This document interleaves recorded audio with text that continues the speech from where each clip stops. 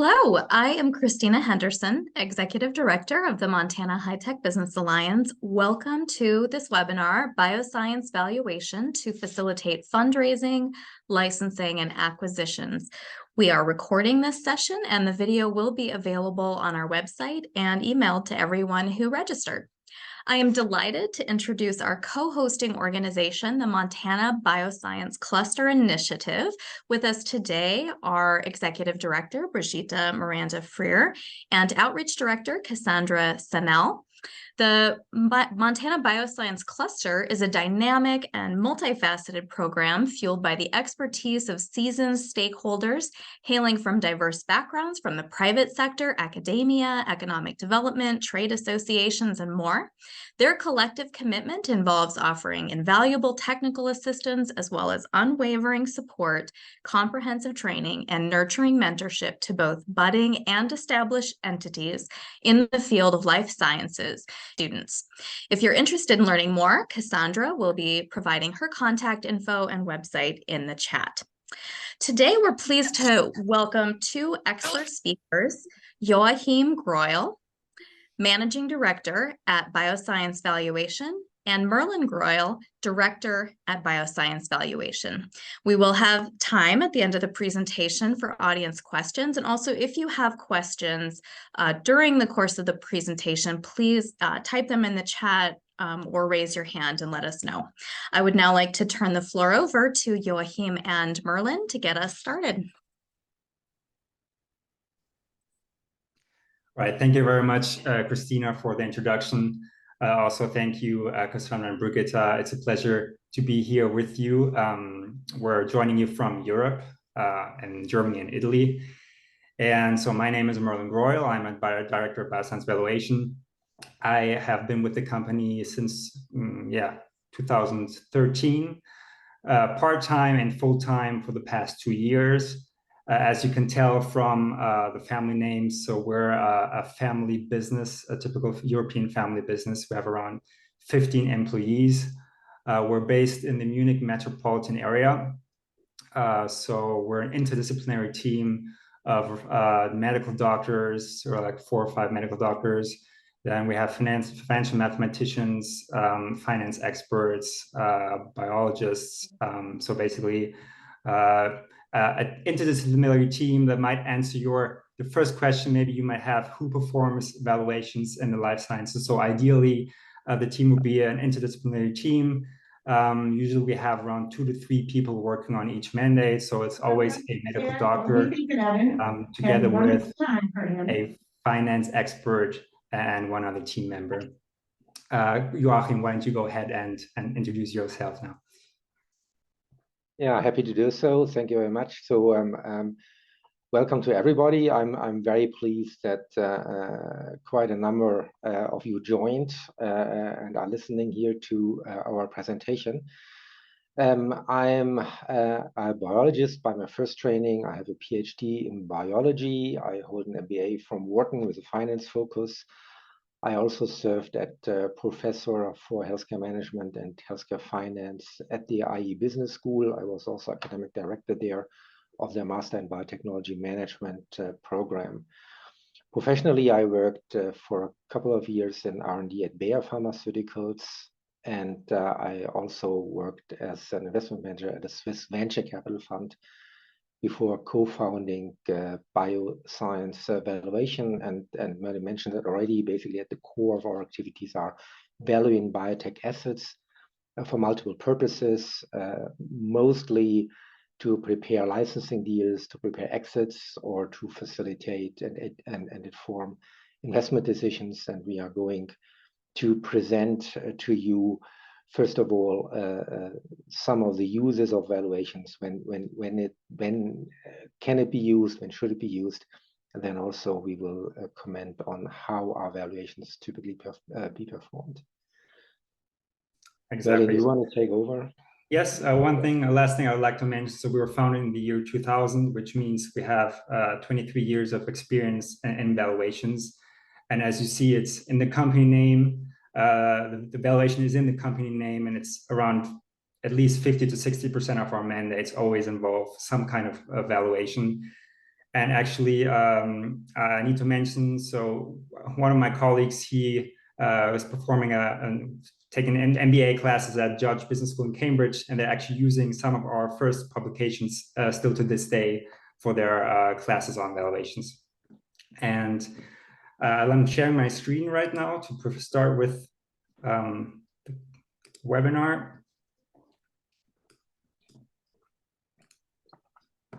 All right. I think everybody should be able to see my screen right now. Okay. So I think we'll start. So basically the webinar is set up as kind of a two-part webinar. The first one, basically very general, will cover why valuations are actually important. And we'll do that by showing you 4 case studies of clients that we work with, where you can see the impact that a valuation can have. And then in the second part, we'll basically cover from a very high level perspective of how asset valuations are actually performed. And Joachim will cover the second part, while I will cover the first part.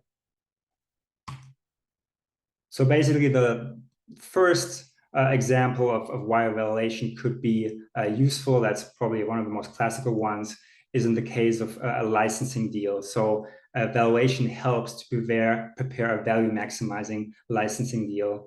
About a year ago, we had a client from Asia, a young biotech company that had a very promising asset in development for autoimmune diseases. And they were basically in negotiations or talking to several potential licensees and received several proposals for financial terms, but they were not satisfied. So they were not reaching the expectations of what their gut feeling was, what the value of the asset was. The problem is that they did not have a clear kind of formal understanding of the asset value, so they were not able to counter any of the offers in a substantial way. So that's why they hired us. And basically our main task was to create a value story based on the valuation, to show what the value of the asset was. And then from that to derive financial terms for the negotiations, as Joachim mentioned. So basically these terms are divided into upfront payments, milestones, royalties, and so on. And we're then actually set in the negotiations to defend the value. And what happened, the company reached a deal, and the valuation actually helped to increase the upfront payment 16-fold. So if the expectation of the company was they were going to see, for example, a 1 million upfront payment, actually what they went away with in the end was a $60 million upfront payment. The valuation also helped to almost triple the nominal milestone payments. So nominal meaning not risk adjusted, and not discount. That's something that Joachim will cover in the second part. And we also were able to double the royalty rate. So here we can see very clearly what a valuation can do to the asset value, and how is that helpful in the negotiations of the deal. Second part, basically a second example where a valuation is important, for example, would be to derive optimal deal terms, optimal exit terms for investors. So basically, obviously investors are motivated to reach optimal financial results for their investments. And here also it's important to show kind of the value of the company's technology platform, of their ongoing projects, both licensed and kind of unlicensed. So here we had a client that was negotiating with several private equity firms and strategic investors, and they needed a valuation not just of one asset, but actually the whole platform of their technology. And again, we derived financial terms for the assets for the platform as a whole, and they ended up being acquired by strategic investors. Again, here we are able to double the financial value in terms of NPV. That's something that Joachim will cover in the second part. And the value gain was in the order of $100 million. Third example, for example, is indication scoping. So a company might have an asset in development. Let's say a young biotech company has a therapeutic asset, and there could be many different indications where the asset could work, right? So it could be, for example, an oncology asset, There might be lung cancer, prostate cancer, pancreatic cancer, where a certain asset from a mechanistic way could make sense. So here, basically, our goal with the evaluation would then be to look for the indication or the set of indications that contain the most valuable for the development of the asset. So here we were hired for a company. Basically, they had an asset in development for an oncological target. And the first step of such an indication scoping procedure for us is always to look at kind of the science, the pure science. So basically, if we have, for example, a small molecule that targets a certain receptor on cancer cells, first thing we need to do is, well, which cancer cells actually express that target, right? So ideally, we would like to have a lot of expression in cancer cells and little or no expression, for example, in healthy cells. And then we might find through literature research, through interaction with scientists, we might find maybe 6 or 7 indications where the target is expressed on the cancer cells. And then we can see as kind of a second step, well, is there, beside the expression, is there actually a role that the target has? So is it important for cell division, for example? Is it important for cancer to metastasize, and so on? And once we've kind of narrowed down an indication where we believe from a scientific point of view, the target makes sense and kind of the technology makes sense for that indication, we can then go to the second step and see, well, comparing those 5 or 6 possible indications, what's the medical need for each indication? So what's the standard of care? Are the patients well served? What's their survival? What's the quality of life with the current treatment that they take? You know, how often do they need to go to the hospital? How often do they need to get their injection, and so on? We look at the size of the patient population, so things like epidemiology. We also look at kind of the pipeline of competition. So kind of how many competitors are expected to enter the market in the coming years? Which probability will they have to enter the market? What kind of market share will they take away from us, and so on? So in the end, basically, we perform evaluations and for each indication, and then we can select kind of a subset of 2 or 3 most valuable indications, and the company can then decide to use the resources and focus on these indications. In this case, the company had been advised, so they had 3 indications in mind. We performed evaluations, and in the end, they changed 2 of their indications based on our evaluation. And the value gain for the switch basically across these 2 indications was in the order of $60 million. And lastly, we have a case study on funding, so basically on fundraising, because valuations are also very powerful tools to attract funds and to do a successful fundraising round. So a challenge we often see, or kind of a basic situation we often face, is that we have an excellent team of researchers at cutting edge academic institutions, really knowledgeable about their product, about their asset that they're having in mind to develop. They have excellent scientific background, but they kind of lack the commercial and financial expertise to successfully develop the asset for the clinic. And here, basically, what we bring to the table is commercial and financial expertise, which we then combine with their scientific expertise to create a great story for investors to invest in. So that involves kind of figuring out the TPP, the target product profile, which is something that Joachim will go on to present in a second. Will basically help our client to estimate the pricing, the market share, and basically show the sales potential of their product. And again, the goal is to develop to show the value of the assets. And here, for example, this year we advised an Austrian company. We performed kind of evaluation of their assets, created the value story for investors, and increased the pre-money valuation that they had expected by 50%. And they were actually then very successful at raising money this year. On the left-hand side here, that's just a graph. It shows median seed pre-money valuations over the past years. This is across industries, so not just life sciences, not just biotech, but across industries. So one takeaway here is they increased, especially in the past 3 years. We have a surge and kind of seed pre-money valuations, but also you can see there's a really large range. So for example, 2023 kind of seed investments range from like $3 million to around $30 million. So basically what a valuation can do is to bring down, to increase the pre-money valuation from a lower point to a higher point, and basically help kind of the founders of companies to maintain a large percentage of the shares of their company. This slide, if any of you has been to the Bio conference this year and saw our presentation, it might look familiar to you.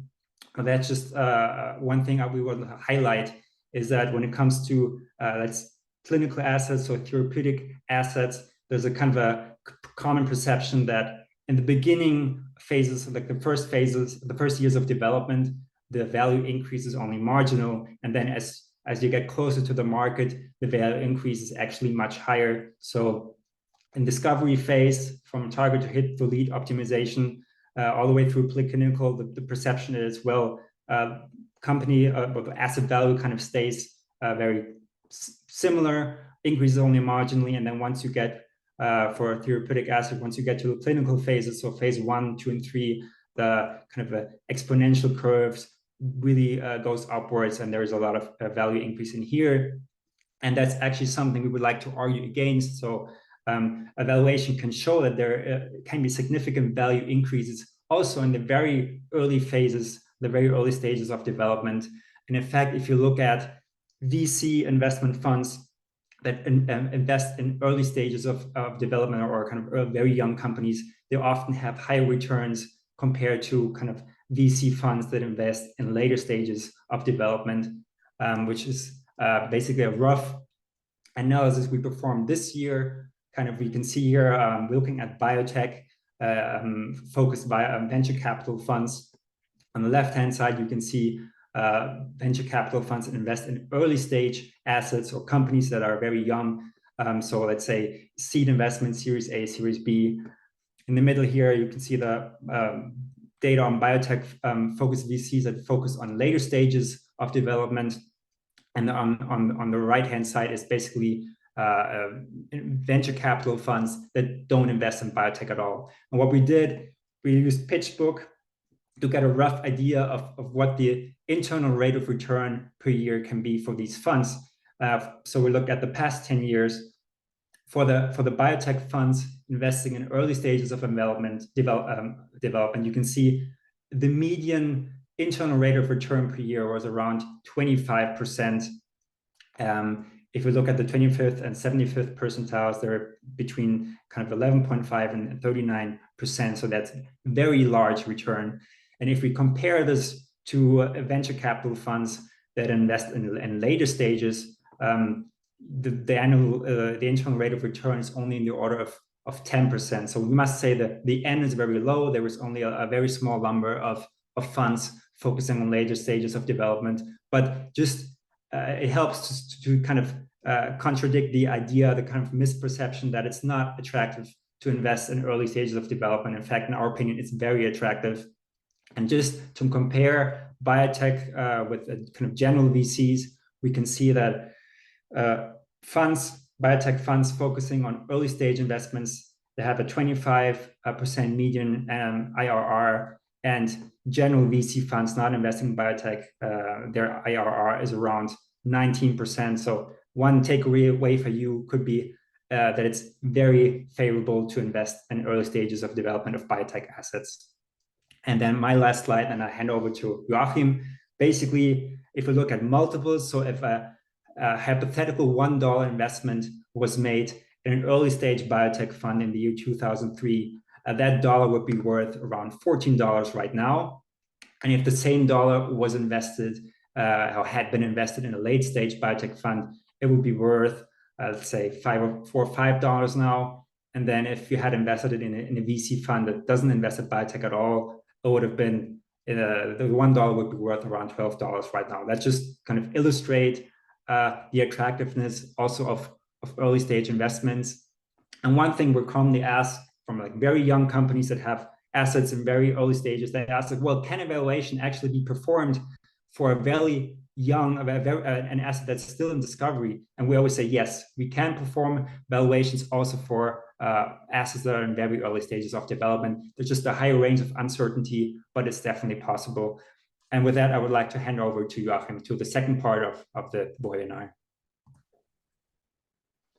Yeah, thank you very much, Merlin, for covering the first part of our presentation.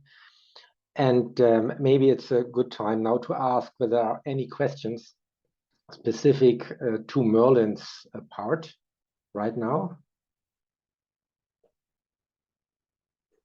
If not, then I will continue. We still have time at the end to discuss. And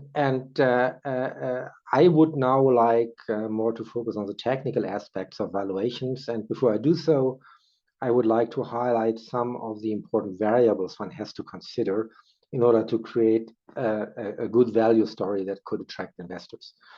And there are kind of three elements that are important. It's first, I would like to mention the IP on the left-hand side, then the commercial aspects, and then the technical or development aspects. Obviously, and this is here shown on top, there are elements that evaluation cannot influence. That is the management team, obviously, and we know that investors very carefully look at the management team, and they're looking for a strong management team. And obviously, this is something that is not affected by any valuation. And we also, what is very important, is that the management team knows already its business strategy, its partnering strategy, because without that knowledge, evaluation is difficult, because it depends, and the value really depends on whether you would like to partner after preclinical, or whether you would like to partner after phase 2 if you develop a pharmaceutical, or whether you would like to partner at all.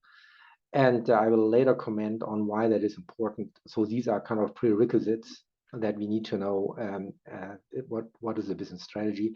And actually evaluation, when you do not know the business strategy, evaluation can help to figure out the optimal business strategy, because value of an asset is not just given, it's not just there. The value really depends obviously on the selected indication, but also pretty much on the selected business strategy. If I look on the left-hand side now, a few comments on the IP. What we always find is that when you develop an innovative drug, and this drug has first-in-class potential, we will find that you will be able to stimulate interest from pharma companies. And many or most investors know that.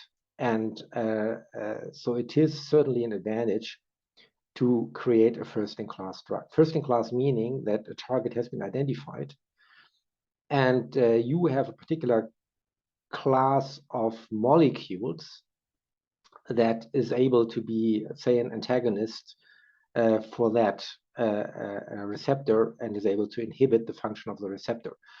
And if you are the first one of that molecular class, you have a good chance of finding a partner. I'm saying that because we are often confronted with companies that develop reformulations, that develop kind of me too's, and that is difficult. And the reason why this is difficult to find good partners and to get good valuations is because we know from scientific analyses that it is you get a much higher market share if you are the first within a particular group to enter the market to get a drug launched, compared to the second, third, or even fourth launch. And therefore, being first in class is really preferred. Also, high valuations can be obtained if you have an enabling technology that is really revolutionary, like the CRISPR technology to modify genes. At times, cell therapy was such a revolutionary enabling technology. These things are also valued pretty highly. And diagnostic biomarkers are good or can be good, but there's, for many cases, question marks from investors in our experience, because very often the commercial potential of diagnostics is not that high. The markets are just a lot smaller, and that raises issues. On the other hand, development is a lot easier, and therefore these two factors sometimes balance out, and you can get also decent valuations for diagnostics. Production technology is also a question mark. We had cases where a value story was built on a suspected improved production technologies that would produce higher yields when you would produce biologicals. And then we talked to pharma companies, and it turned out that their yield was as good as ours, and this was just not in the public domain, so no one could know it, how good they were actually already in producing certain peptides and proteins. So that is also sometimes a risky business.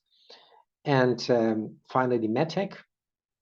Reasonable valuations, typically not as high as you get in the therapeutic domain. But again, values are often significant, despite the fact that the commercial potential is not so high, because you typically have less technical risk. So getting a medtech product to the market is usually much more likely than getting a therapeutic to the market. So this are some comments on the IP. Now, the two main pillars of our valuation analyses are the commercial and the technical development analysis. Typically, we start with the commercial part, and we discuss with the client what are the foreseen indications a drug should be developed for. Then we look at the epidemiology, how many patients can we expect, and so on. And very often, when this is not clear, and this is what Merlin also showed, we would then engage in indication scoping and just compare sometimes 6, 7, 8 different indications, if there's a rationale to develop a drug for these 6, 7, or 8 indications, in order to figure out which one is the most promising one. And that depends obviously on the level of target validation, but also on the number of patients, on the medical need, on the pricing level for a particular indication, the competition we are going to face, and so on and so on.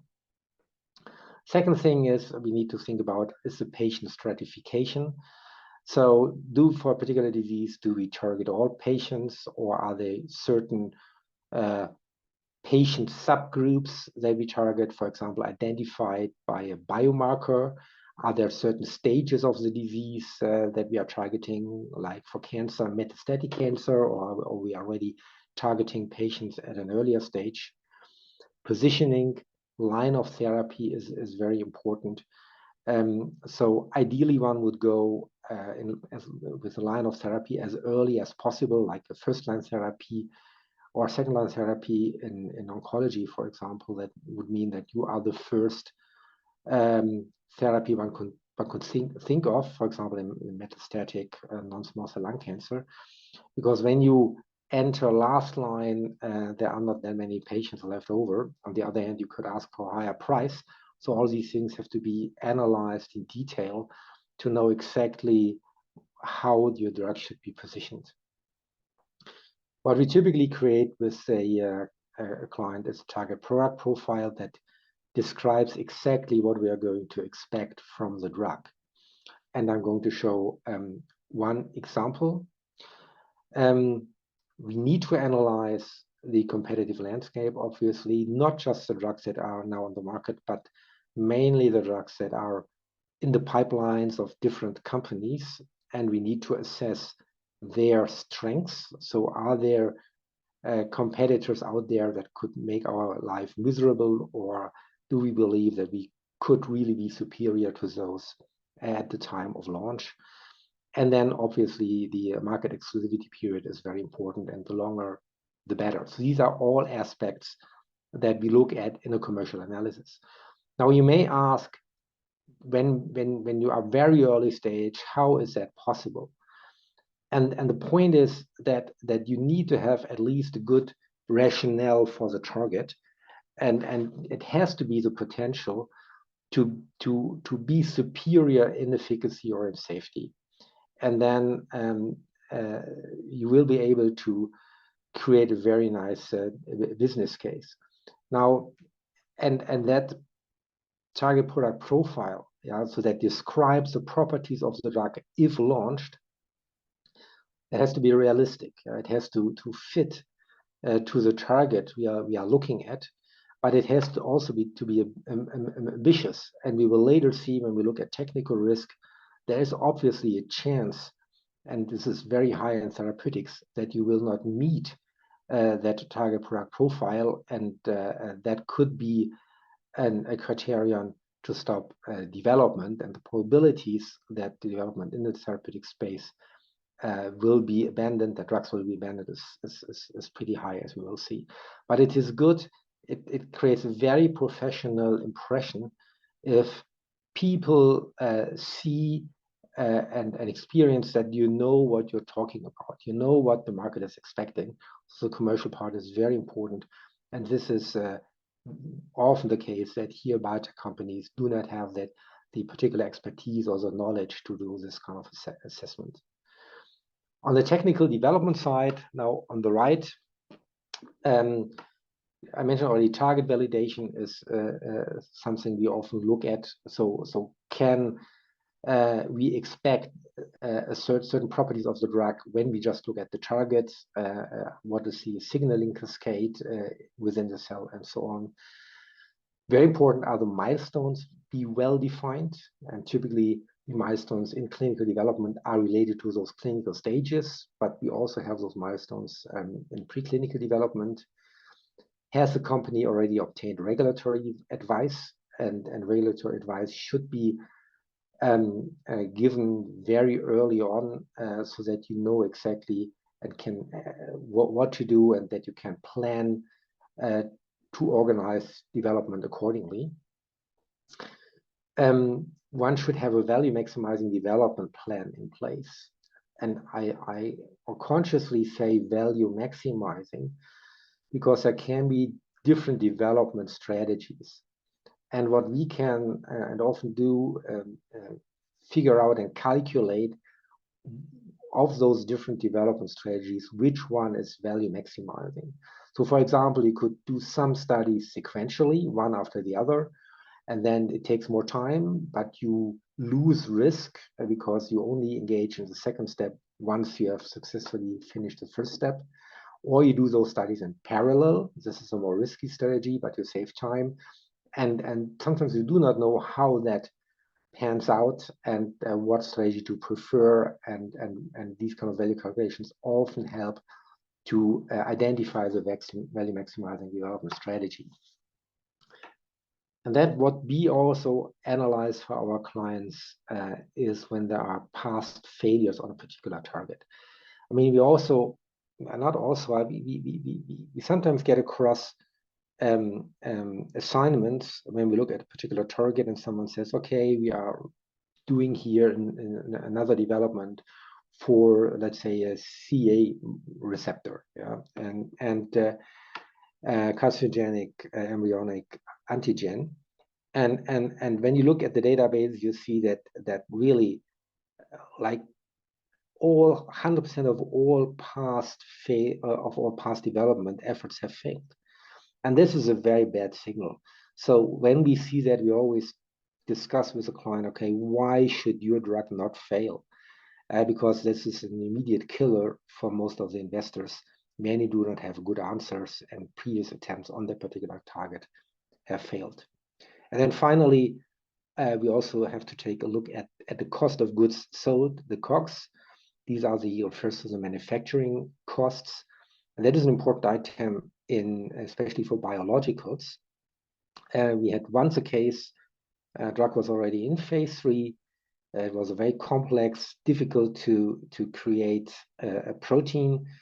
And the cost to create that protein was so high that it really deteriorated the entire value of the project. And we discussed with the client whether it would be possible to increase the price accordingly, but it was for certain reasons due to the competitive environment not possible to raise the price. So the cost to produce the molecule were already as high as as a price. And so unfortunately the development had to stop. And that was in phase 3 when already millions of dollars had been spent on the molecule. We could have done that analysis 3-4 years ago easily, and the client and the investors would have saved themselves a lot of money.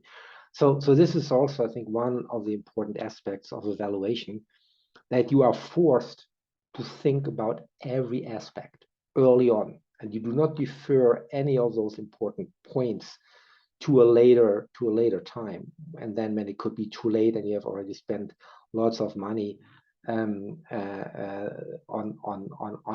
a drug that is doomed to fail, because either the market is not there or the cost of goods are too high, and so on. So this is basically as an introductory slide, and I have to look at the watch. I think I have like 10, maximum 15 minutes more. Next slide, please. Yeah, I will not spend too much time on the TPP, because the TPP is at the core of the commercial assessment. And you need the commercial assessment for evaluation, because the commercial assessment defines basically, or this assessment defines and looks at the sales potential of a drug, of a product. Yeah, and the sales potential, the sales are the cash inflows into the valuation sheet. These are the cash inflows you have to look at. And when we talk about market share, when we talk about price, and these are important drivers of value, we have to have a clear vision what the drug should achieve.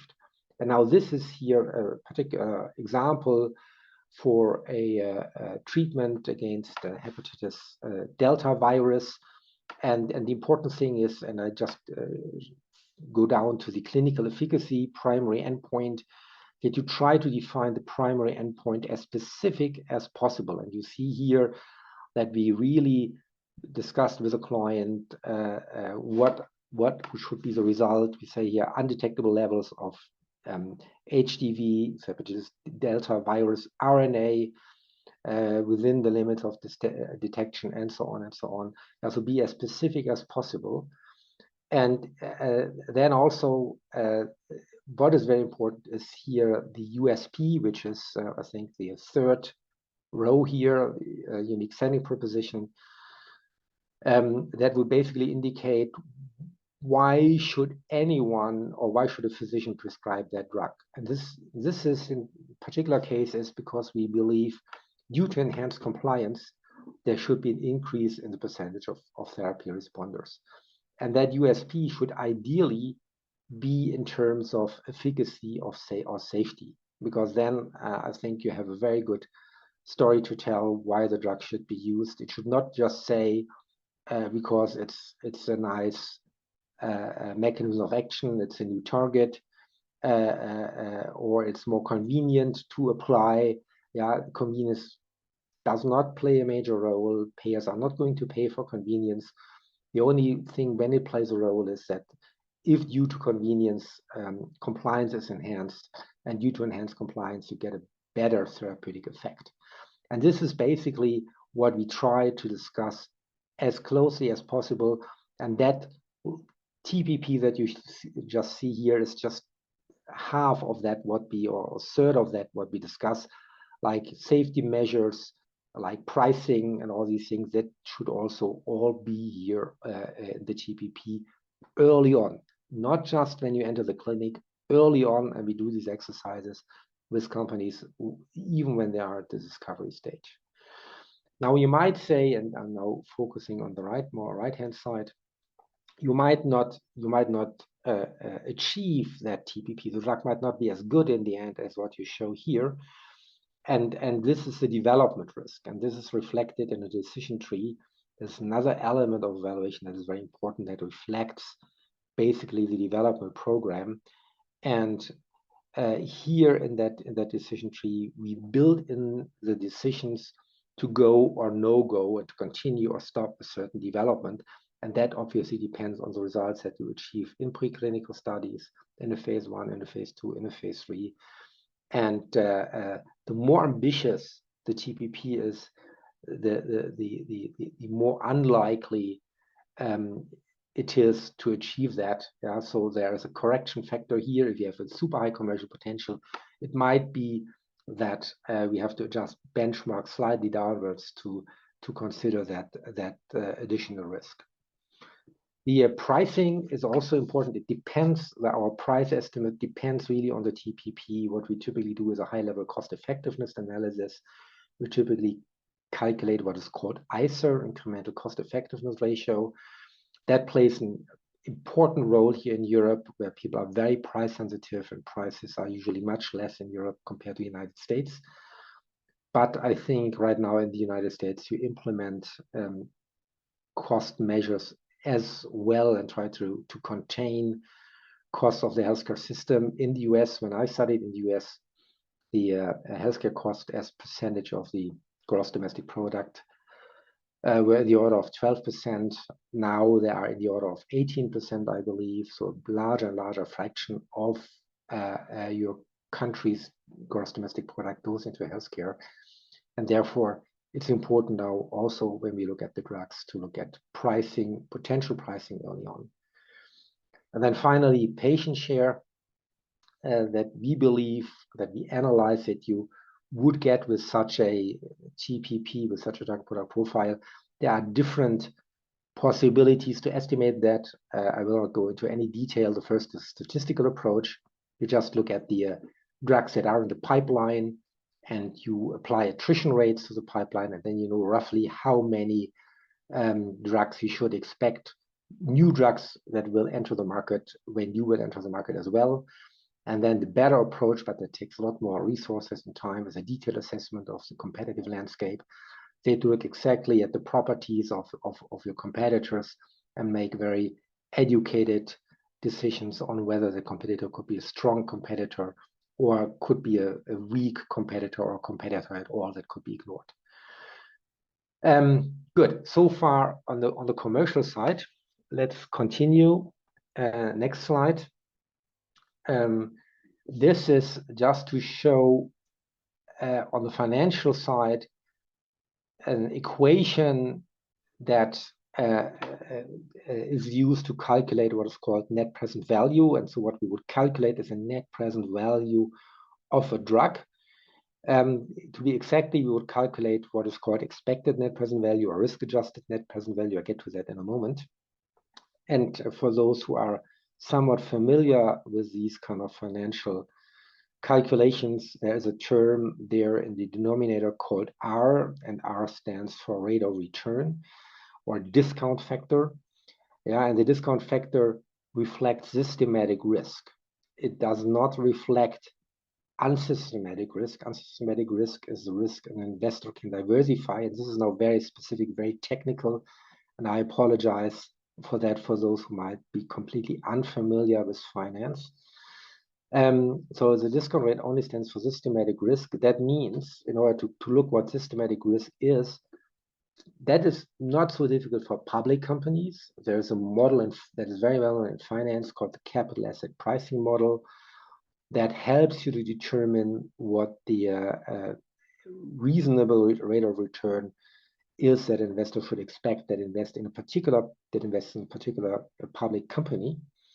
Now, for private companies, this is more difficult. But what finance always assumes is that you have a well-diversified investor.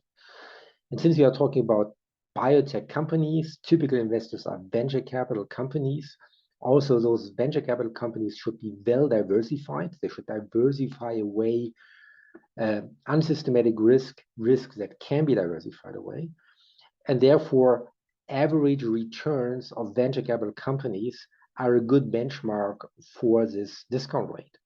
And Merlin just showed before that the general rate of return overall venture capital funds, in this case, excluding biotech, but nevertheless, even if you would include biotech, due to the N numbers, the figure would not change, is in the order of 18%. So for those of you who have to do with calculations, with this kind of value calculations, what we would recommend, if you are in a biotech company, private biotech company, especially early stage, 18% would be a reasonable discount rate in our hands.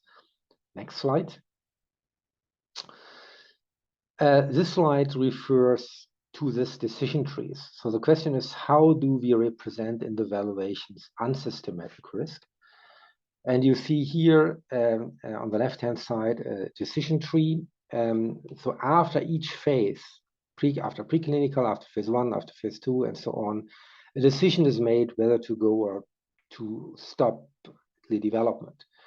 And you see here plugged in are certain benchmarks. Yeah, so we can look at certain benchmarks, and this is always the starting point of such an analysis. So, for example, for the preclinical phase, for this particular example, we have a 90% chance to be successful. For phase 1, we have an 80% chance to be successful. For phase 2, 55% and 54%, and so on. And we try to get those benchmarks as specific as possible. Sometimes it's possible to get benchmarks for particular indications. This is rarely the case, but what you get is benchmarks for indication areas. You get oncology benchmarks, you get autoimmune benchmarks, you get benchmarks for neurological disease, and so on. And these are benchmarks we use, and then we adjust them upwards or downwards depending on the perceived riskiness of the particular development program we are looking at. And this technical risk basically is then used in the evaluation that is shown on the right-hand side. Due to time, I will not go into any detail here. But we have now covered basically 3 important elements. I commented on the commercial part. I showed a TPP, a target product profile. I showed the net present value equation on the financial part, and this is basically looking at the development part. And that tree typically reflects the riskiness, reflects the milestones, and it also reflects the timing when those milestones should hopefully be successfully be finished. And the timeline is not shown here, but typically we also show the timelines here on those trees. And then you basically take all these elements and integrate them in a valuation model. And next slide, please. There's an alternative approach. I will not comment into details, and this is looking at comparables. Comparables means that you look either at transactions that you find in your databases for comparable drugs that have been licensed or that have been acquired by a particular company, or you look at publicly listed companies that might have the same or similar technology platform. You look at the targets that are worked on. You look at the stage of development, how many preclinical, how many clinical drugs, how many employees, the size of the company, and so on. So ideally, an evaluation would consider both aspects, a bottom-up net present value calculation and a comparables analysis, and ideally both converge to similar values. But if in doubt, the EMPV analysis is always a stronger one compared to the comparables analysis, at least in our opinion. If you have questions on comparables, we can discuss them at the end. Next slide. At the end, I wanted, in the last few minutes, to comment on a very important concept, and this is the value share between licensor and licensee. Because sometimes there is a misconception that when you have a product and you have a product value, that this reflects the asset value as can be assigned to your company.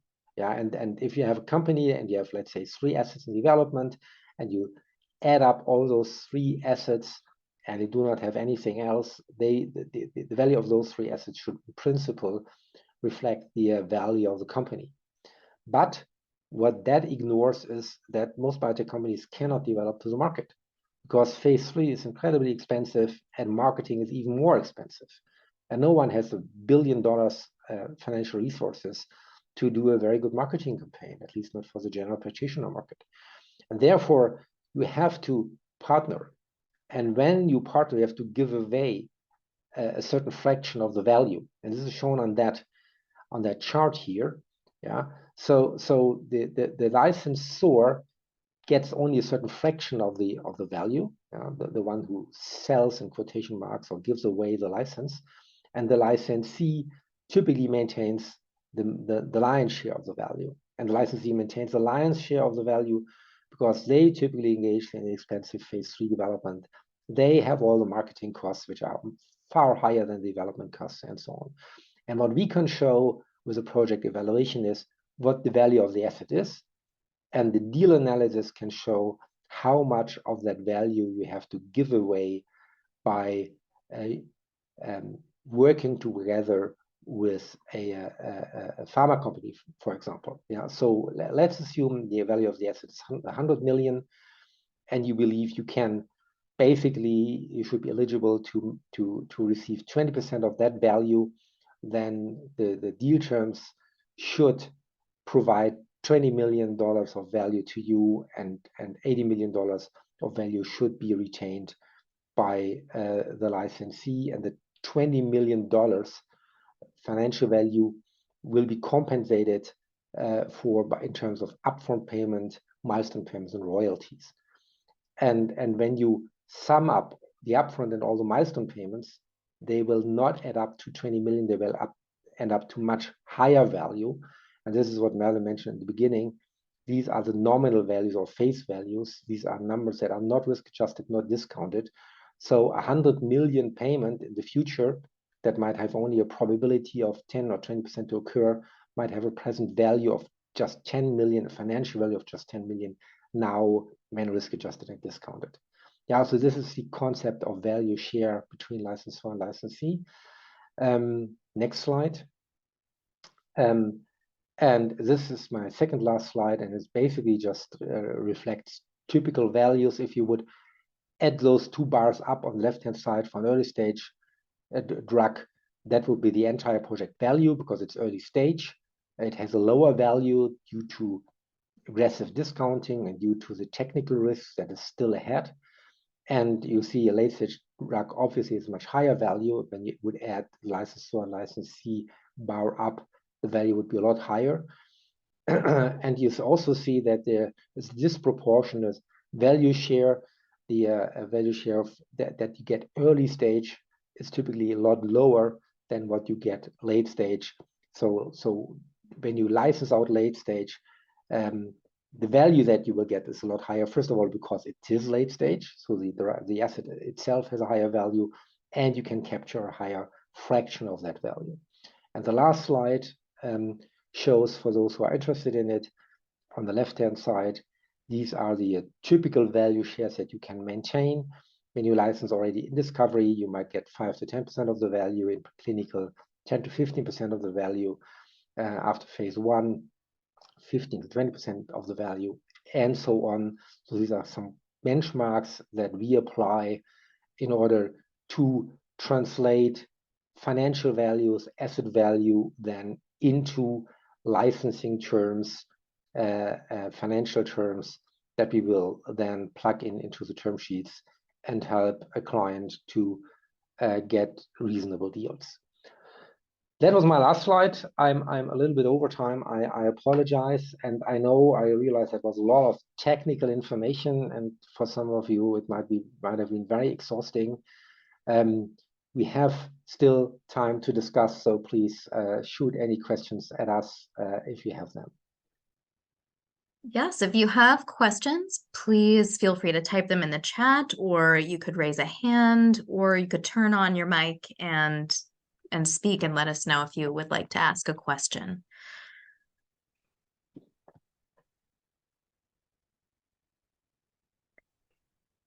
Okay, well, chime in at any time.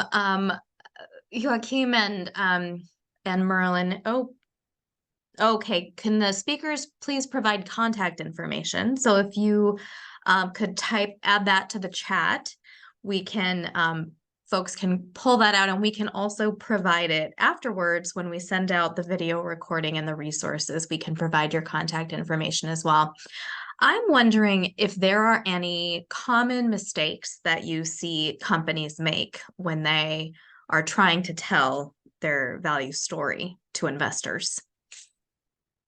Yeah, I mean, first of all, I think what in most of the cases, what we see is that people have a poor understanding of the commercial value, and this can go in two directions. So either people are overly optimistic and believe that their drug will conquer the world and they will have 10 billion sales per year at least, or they can dramatically underestimate the sales potential because they did not carefully think about pricing and what particular patient subgroup they're looking at. So I would say the knowledge of the commercial situation is the factor that is lacking most in when we talk to clients. So even if they know how to calculate NPVs and so on, it's not that you the equation itself. I mean, if you hire a good, well-educated finance expert, he will be able to create those models. But the challenging part is always to find the right inputs, and here finding the right inputs, plugging in the right numbers. This is where most of the mistakes are made, and this is mostly on the commercial side, but sometimes also on the development risk side and even on the discount rate. That the discount rate is completely wrong. Because they integrate sometimes people integrate unsystematic risks that say, oh, this is a risky development. They artificially increase the discount rate, and this is something you should not do. You inflate the discount rate, and this is also wrong. We do have a question in the chat. The slides presented seem to be pertinent to the European market. Do you anticipate any significant differences for the US market, especially in terms of what investors are looking for? I do not know, Merlin, how you see it. I don't think that they are specific for the European market. I mean, we also work quite a bit with American companies. I mean, obviously, the focus of our work is here in Europe. But those general principles that I presented apply everywhere and not just in Europe. ENPV is calculated in Europe as well as in the United States. The same equation that we use. The analyses that we do on the commercial side are especially mostly targeted to the situation in the United States, because this is where the big market is. So we actually analyze the American situation much more in depth than what we do here on the European side. So I don't think that this is specific for Europe. Merlin, what do you think? I agree with you, Joachim. I think the only thing maybe we could see the difference between the US and Europe, I think US investors are more willing to invest in risky assets compared to European investors. I think there's a certain attitude in risk averse. Like German investors in particular are very risk averse compared to American investors. So I think that's probably my main difference that I see between Europe and the US. Yeah, that's right. I agree. Yeah. Any last questions before we close? All right, well, hearing none, I would like to thank Joachim, Merlin, and the Montana Bioscience Cluster Initiative for partnering with us today. You can also find past recordings and future events at mthightech.org/events. And thank you to everyone for joining us today.